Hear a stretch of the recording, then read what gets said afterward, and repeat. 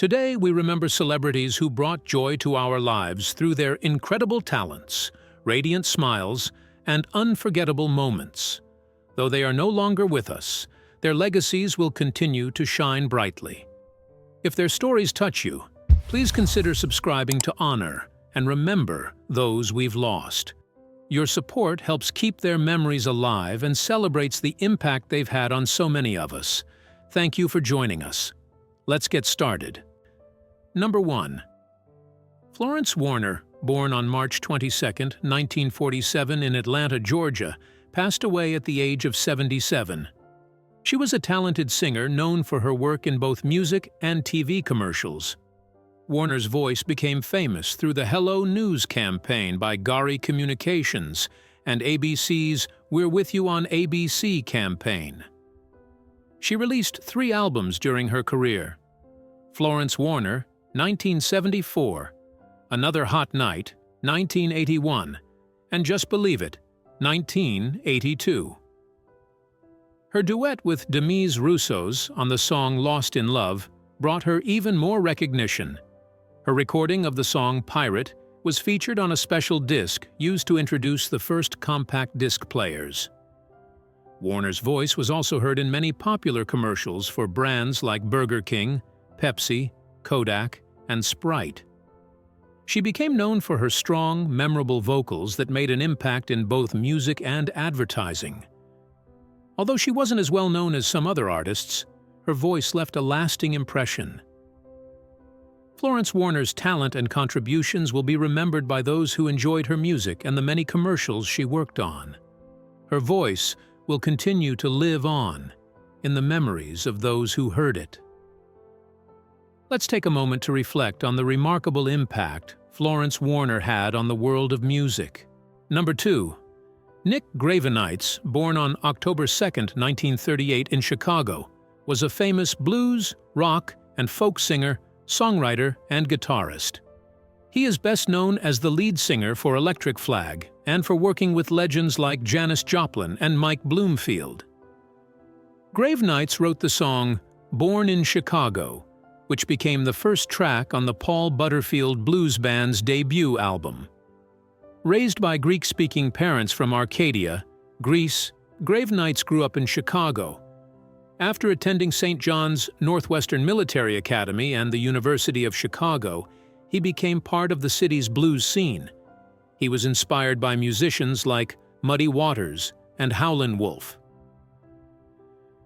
In the 1960s, Gravenites moved to San Francisco and helped form Electric Flag with Mike Bloomfield.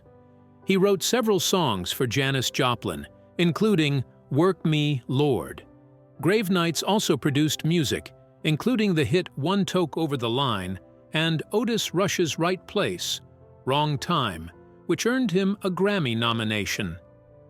Throughout his career, Gravenites worked with many bands, including Quicksilver Messenger Service and the Cosmic Blues Band. His song, Born in Chicago, was added to the Blues Hall of Fame in 2003. Gravenites continued to perform and tour with groups like Chicago Blues Reunion. Nick Gravenites passed away, but his legacy in blues and rock lives on. Let's take a moment to reflect on the remarkable impact Nick Gravenites had on the world of music. Number 3. Juan Brujo, the frontman of the extreme metal band Brujeria, has been a key figure in music since the band formed in 1989. Known for its intense sound and Spanish lyrics, Brujeria explores themes like Satanism, anti-Christianity, immigration, and politics. The band uses Mexican imagery and presents itself as a group of drug lords, adopting pseudonyms to hide their identities. Brujo, born in Mexico, wanted Brujeria to represent the Latino and Chicano communities in metal. Their first album, Matando Güeros, 1993, stirred controversy with its graphic cover featuring a severed head. This image became iconic and led to the creation of their mascot, Coco Loco. In the 1990s, Brujeria released important albums like Raza Odiada and the EP Marijuana, gaining a larger fan base while avoiding regular live shows. After a break, the band reformed in 2007 and toured worldwide, releasing their first album in 16 years, Pocho Astlan, in 2016. Brujo's music and message have resonated with many, making him a significant voice in the metal community. Sadly, he passed away from a heart attack, leaving behind a legacy of powerful music that continues to inspire fans around the world. Let's take a moment to reflect on the remarkable impact Juan Brujo had on the world of music. Number 4. Owen James Cullivan, known as Jim Cullivan, was a dedicated American football coach who made a significant impact on the sport over his 40-year career. He passed away at the age of 103.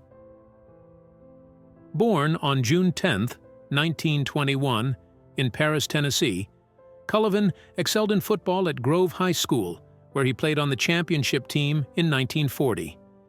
He later played college football at Murray State University, helping his team win the 1948 Conference Championship as a left guard. His college years were interrupted by his service in the U.S. Army during World War II.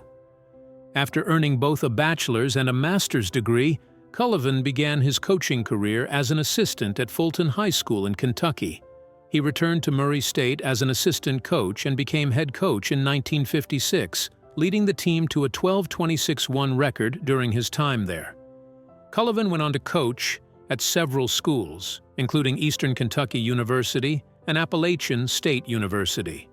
At Cawood High School, he had great success, posting a 65-21 record and earning the Courier-Journal's Coach of the Year award in 1985. Even after retiring, Cullivan's love for the game and his commitment to coaching continued to inspire many. His legacy will be remembered by all who knew him and played under his guidance. Let's take a moment to reflect on the remarkable impact James Cullivan had on the world of American football. Number 5.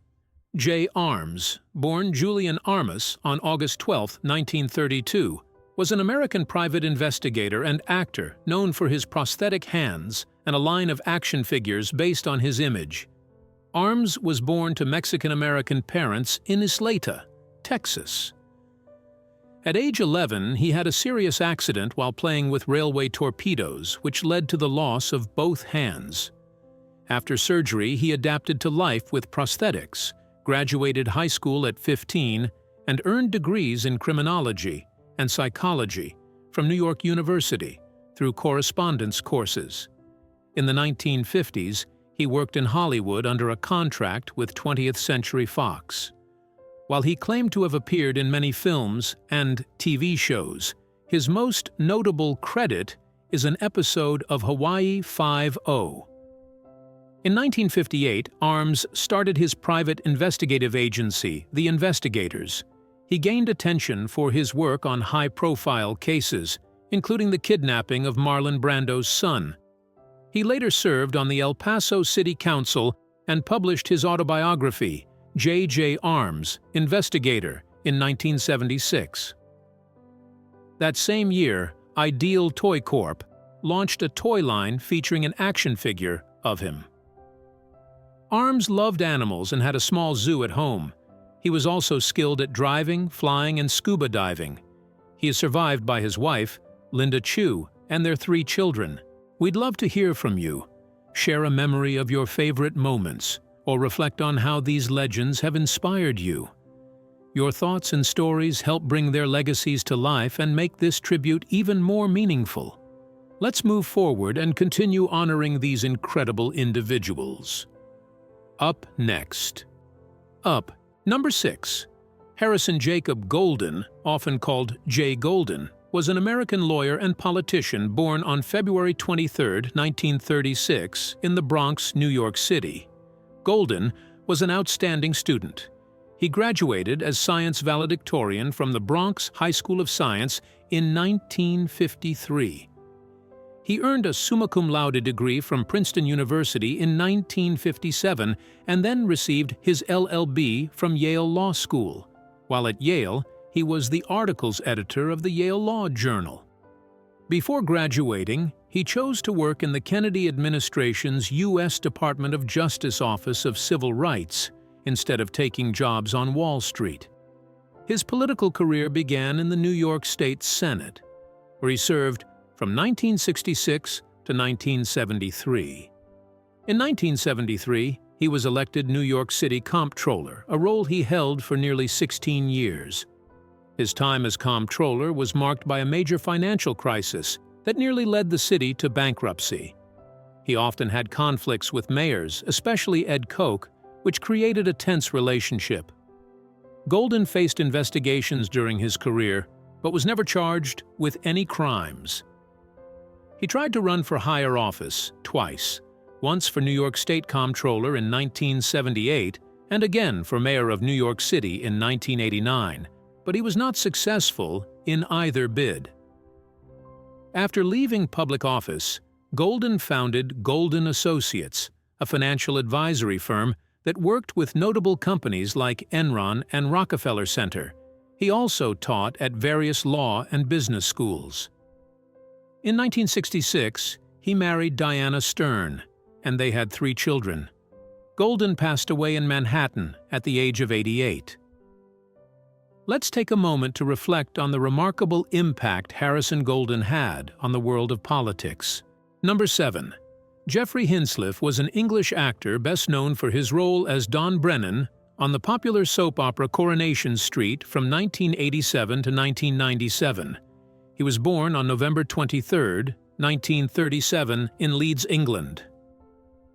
Hinsliff started acting at the age of 16 in a play called Outward Bound with the lead service of youth players.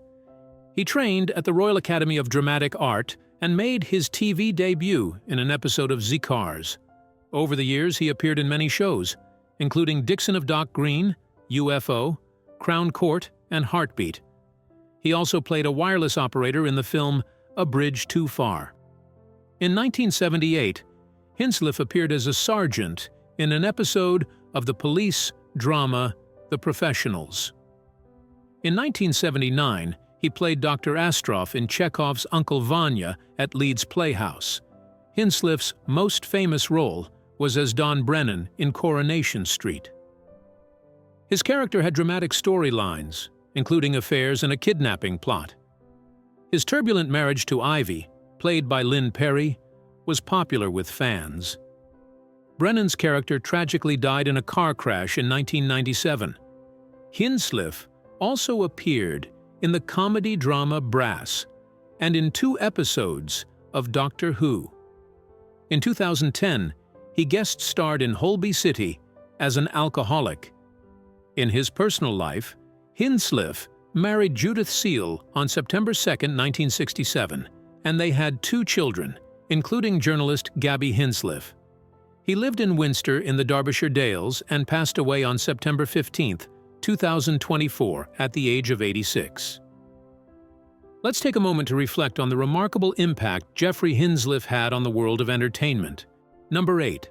Zulia Kamalova was a Russian-born Australian singer known for her unique interpretations of Tatar and Russian music.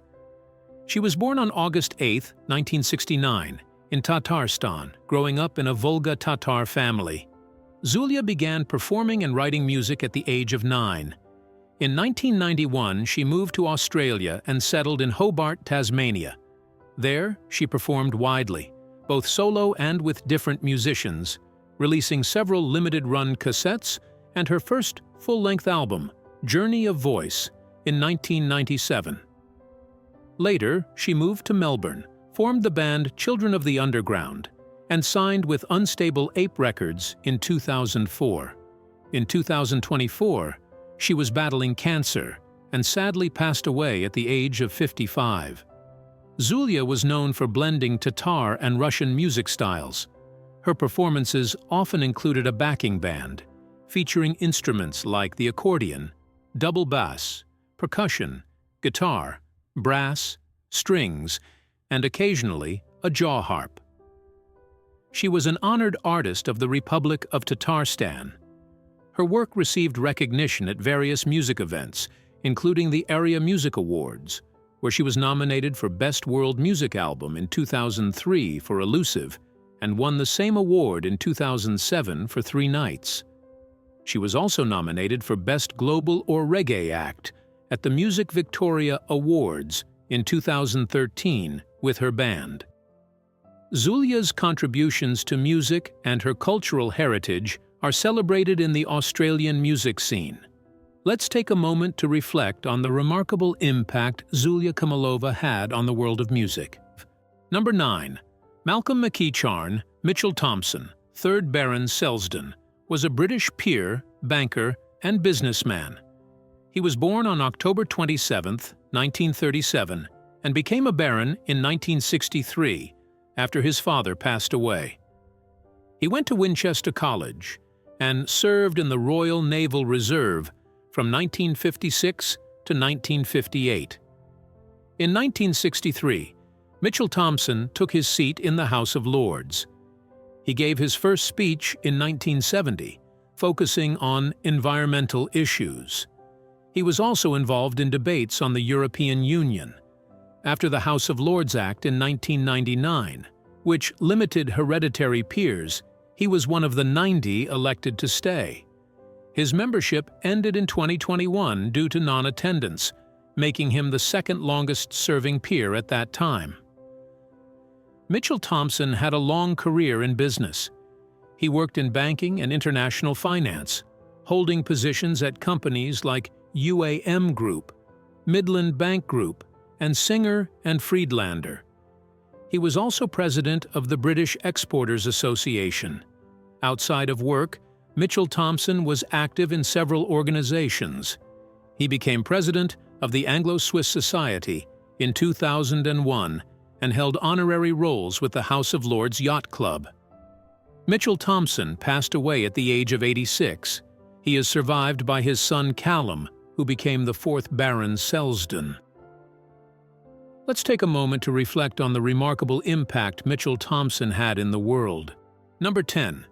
Sir Patrick John Rushton Sargent was a British journalist, businessman, and investor. He is best known for founding Euromoney Institutional Investor, a major company in financial publishing. Born on March 17, 1924, in Kingsdown, Kent, he went to Beaumont College before serving in the Royal Navy. After his naval service, Sargent started his career in finance by working at Mullins & Company.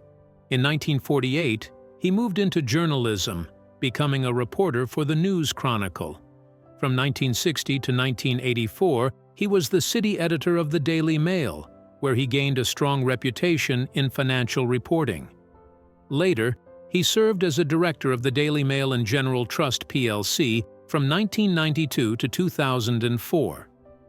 In 1969, Sargent founded Euromoney Institutional Investor, which grew into an influential financial media company. He stayed involved with the company until his retirement in 2018. Sargent lived in Highgate since 1961. His daughter, Emma Sargent, is an artist. The Sargent turned 100 years old in March 2024 and passed away on September 2024. His legacy lives on through his contributions to financial journalism and business. Let's take a moment to reflect on the remarkable impact Sir Patrick Sargent had in the world. As we reflect on these remarkable lives, we honor the impact each of these individuals made. Today, we remembered Florence Warner, Nick Gravenites, Juan Brujo, Jim Cullivan, J.J. Arms, Harrison J. Goldin, Jeffrey Hinsliff, Zulia Kamalova, Malcolm Mitchell-Thomson, and Sir Patrick Sargent. Thanks for watching. Please like, share, and subscribe. See you next time.